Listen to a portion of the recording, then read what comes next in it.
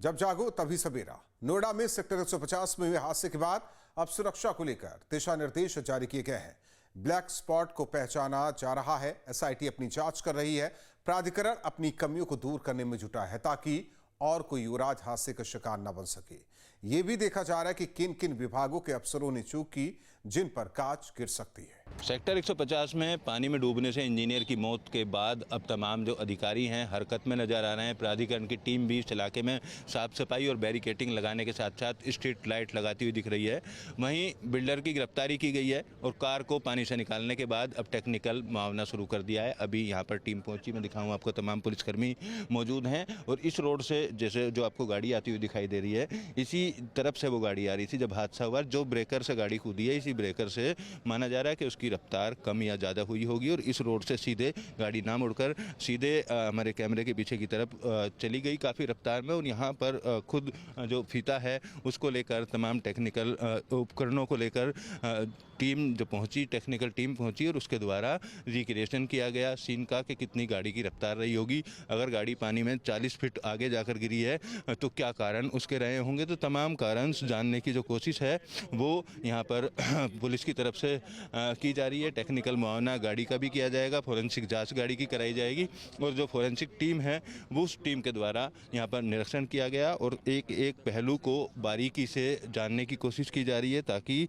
जो भी घटना के पीछे आरोपी हैं उनके खिलाफ भी कार्रवाई हो सके और घटना का जो सही कारण है उसके बारे में भी जानकारी लगाई जा सके। तो हर एंगल पर जो पुलिस अधिकारी हैं टेक्निकल सपोर्ट ले रहे हैं। गाड़ी का जो फोरेंसिक जांच है वो भी शायद कल तक करा ली जाएगी और फोरेंसिक रिपोर्ट को कोर्ट के सामने भी पेश किया जाएगा। और इस हादसे के बाद नोएडा प्रशासन को हर वो काम करना पड़ रहा है जिसे वो करना भूल चुका था। घटना स्थल और आसपास के खतरनाक गड्ढों पर स्थायी बैरिकेटिंग लगाई जा रही है।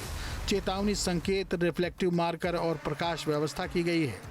नोएडा के सभी निर्माणाधीन और अधूरी साइटों को 24/7 सुरक्षा ऑडिट होगा। सुरक्षा मानकों का उल्लंघन करने वाली साइटों पर सख्त कार्रवाई होगी। व्हाट्सएप हेल्पलाइन नंबर 9205559204 पर नागरिक खतरनाक स्थानों की फोटो और लोकेशन भेज सकेंगे। घटना के 24 घंटे के भीतर निरीक्षण और कार्रवाई करनी होगी। एसडीआरएफ, एनडीआरएफ और दमकल विभाग के बीच समन्वय मजबूत किया जाएगा। सभी राहत बचाव इकाइयों को विशेष प्रशिक्षण के निर्देश दिए गए हैं ताकि कोई कमी न रह जाए। आपात स्थिति में त्वरित और प्रभावी रेस्क्यू पर जोर दिया गया है।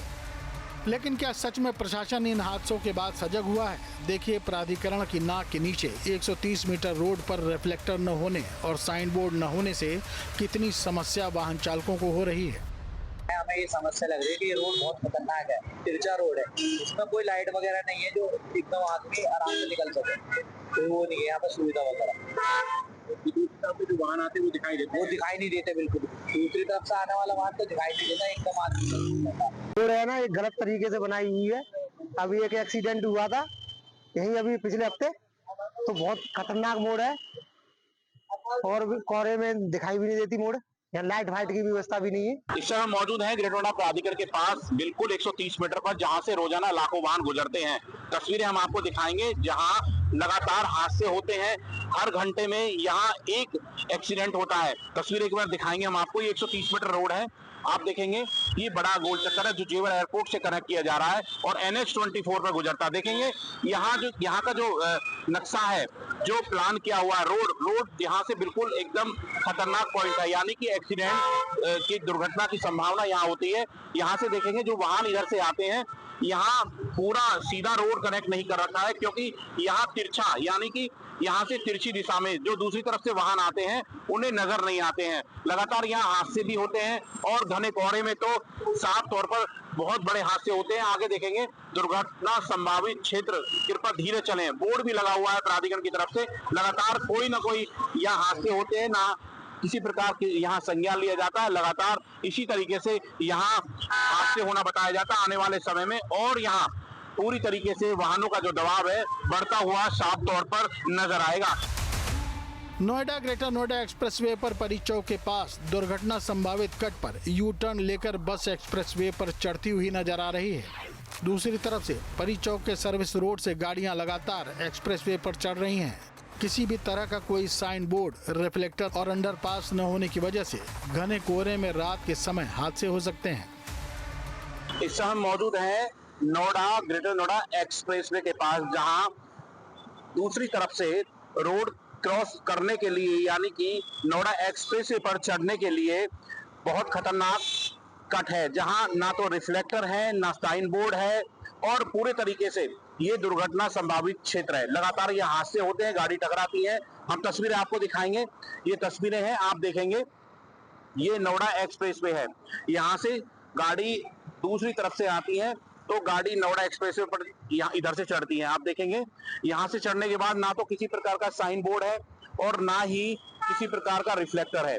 दोनों तरफ से जब गाड़ियां आती हैं तो यहाँ हादसा जो बढ़ता है, हादसे का संभावना बढ़ती है। ये देखेंगे आप, इधर एक्सप्रेसवे की तरफ से आने वाला रूट है, जहां एक्सप्रेसवे से आने के बाद परी चौक और यानी कि जेवर एयरपोर्ट की तरफ जो रोड है वो जाता है। दूसरी तरफ आप देखेंगे तस्वीर, यह तस्वीर ग्रेटर नोएडा के सोसाइटी में जाती है। यहाँ आप देखेंगे कहीं ना कहीं हैरान देने वाली तस्वीरें हैं। ना तो कोई रिफ्लेक्टर है, ना कोई सेफ्टी उपकरण है, ना कोई लोहे की ग्रिल है। बिल्कुल खुला नाला, यानी कि खुले नाले में कोई भी यानी कि मौत को दावत देता साफ तौर पर नजर आ रहा है। यहाँ खुले नाले के आसपास कोई भी सेफ्टी उपकरण नहीं है। यहाँ सोसाइटी में हजारों लोग रहते हैं, आसपास की जो सोसाइटियां हैं लोग परेशान हैं, तो कहीं ना कहीं यह बड़े हादसे भी होते हैं और जिसके बाद जो प्राधिकरण है कोई भी सबक लेता साफ तौर पर नजर नहीं आ रहा है। लेकिन ग्रेटर नोएडा प्राधिकरण ने कुछ सजगता तो दिखाई है। न्यूज स्टेट की खबर के बाद रेलवे ओवरब्रिज से अजायपुर चक्रसेन फ्लाईओवर से उतरते समय जो डिवाइडर बीचों बीच में था, हादसे का सबब बनता था। न वहां रिफ्लेक्टर था और न ही साइन बोर्ड। वहां इन सब कमियों को दूर किया जा रहा है। इस समय मौजूद है ग्रेटर नोएडा में, जहां न्यूज स्टेट ने कल खबर को प्रमुखता से दिखाया था, जिसके बाद प्राधिकरण ने संज्ञान लिया है। जो ग्रेटर नोएडा दादरी की तरफ से जोड़ने वाला जो फ्लाईओवर है रेलवे वाला, वहां फ्लाईओवर से उतरते समय हादसे होते थे, कहीं ना कहीं कई लोग चोटिल भी हो चुके थे। ये आप देखेंगे फ्लाईओवर है और फ्लाईओवर के पास जब हमने खबर दिखाई कल, तो यहाँ प्राधिकरण की टीम मौके पर पहुंच गई है। प्राधिकरण के अधिकारियों ने इसका संज्ञान लिया है।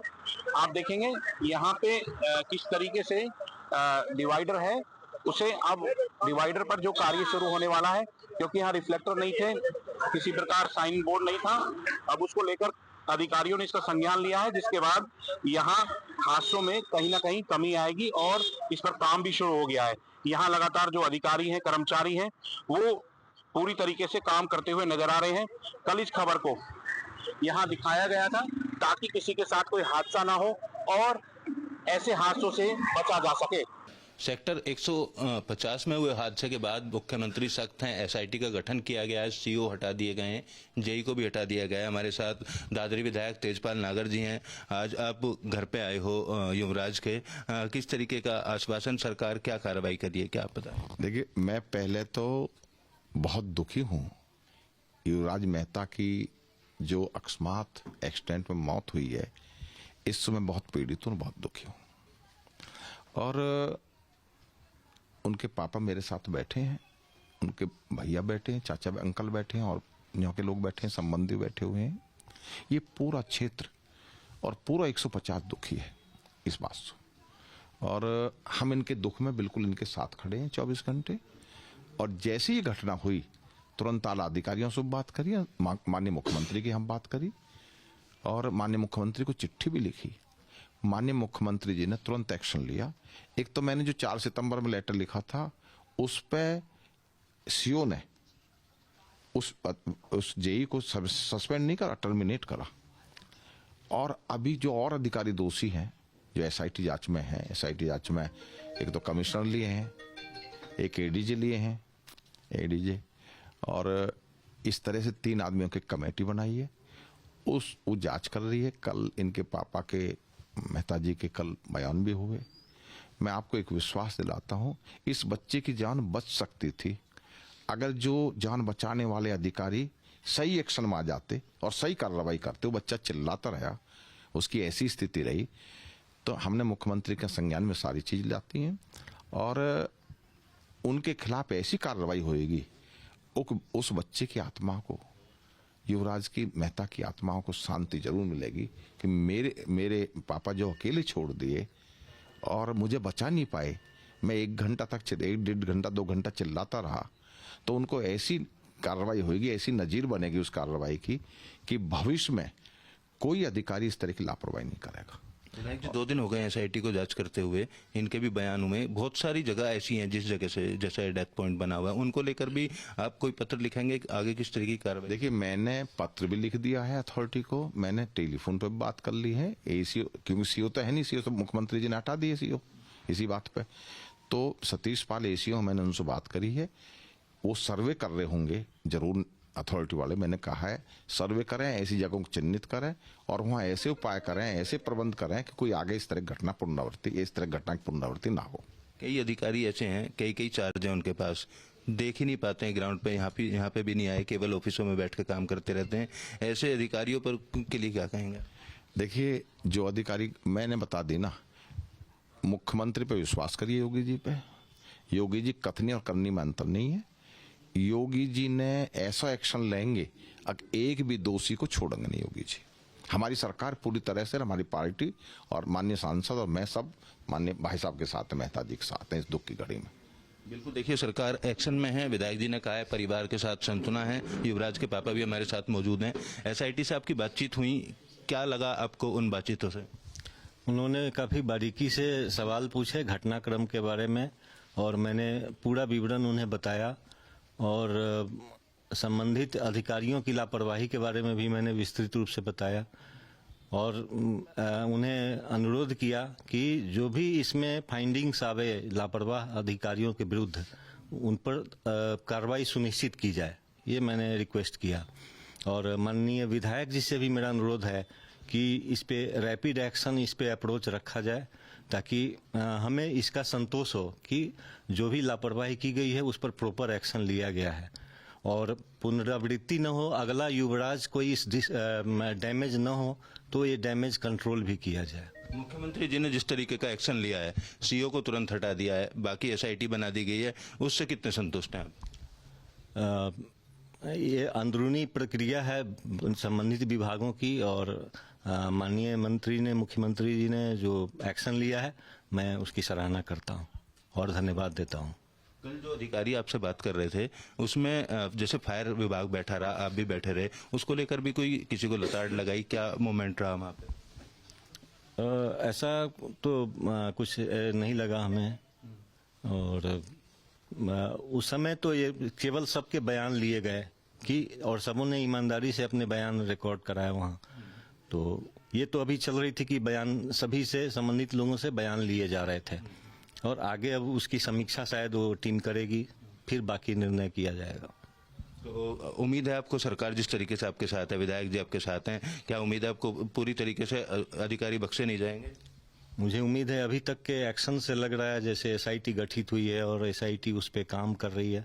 मुझे पूरी उम्मीद है कि जस्टिस किया जाएगा मेरे इनोसेंट डेथ के लिए, मेरे बेटे के इनोसेंट डेथ के लिए। सभी लोग अब ये मांग कर रहे हैं 31 तारीख को जब वो ट्रक यहाँ पर लटका हुआ मिला, उस वक्त अगर जाग जाता प्राधिकरण तो युवराज शायद आपके साथ होता, उसको कितना सही मानते हैं? बिल्कुल, अब जो संबंधित अधिकारी थे वो सोए हुए थे, लापरवाह थे और उन्होंने उस घटना से सीख नहीं ली, प्रिकॉशनरी मेजर वहाँ अडॉप्ट नहीं किया गया और रिजल्टेंट ये रहा कि हमारे बेटे का लाइफ उसमें खो गया।